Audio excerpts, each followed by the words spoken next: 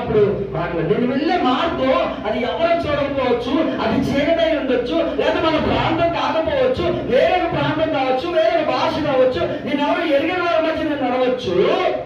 కానీ నా యేసయ్య సర్వత్రాన్ని ఆయన ఎక్కడైనా ఉంటాడని నేను తెలుసుకున్నప్పుడు, నాతో ఆయన నడుస్తున్నాడు అన్నప్పుడు, నేను వెళ్ళే మార్గాలు ఎలాంటి అయి ఉంటాయంటే అది దేవునికి ఇష్టంగా ఉన్నటువంటి మార్గాలు. నేను వెళ్ళే ప్రతి మార్గంలో యేసయ్య చూస్తున్నాడని ఆలోచన కలిగినప్పుడు నా మార్గాలను నేను మార్చుకుంటాను. హల్లెలూయా. నేను ఈరోజు చెబుతున్నాను, నిజంగా మనం వెళ్ళే మార్గాలు దేవునికి ఇష్టంగా ఉన్నాయా?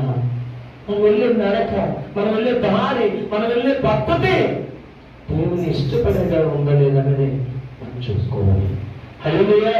అదే ఈ రోజుల్లో చెప్తున్నాను, మనుషులు కనపడేటప్పుడు మాత్రం చాలా చక్కగా కనపడతారు.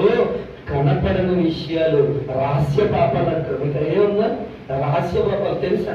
చెప్తున్నాను, రహస్యమందు దేవుని విడిచిపెట్టి రహస్య జీవితం జీవించే వాళ్ళు చాలా మంది చూసుకుంటారు. హల్లెలూయా. ఈరోజు నేను చెప్తున్నాను, నిన్ను రహస్యమందు చూస్తున్న దేవుడు నా యేసయ్య. హల్లెలూయా. మనం బయట కాదు, రహస్యమందును చూస్తున్న దేవుడు మన దగ్గర. మన జీవితాలంతా ఎంతగా దేవునిలో కట్టుకోవాలో తెలుసా? అన్ని వేళలో కూడా యేసు గురించి అందరికీ తెలుసు కదండి.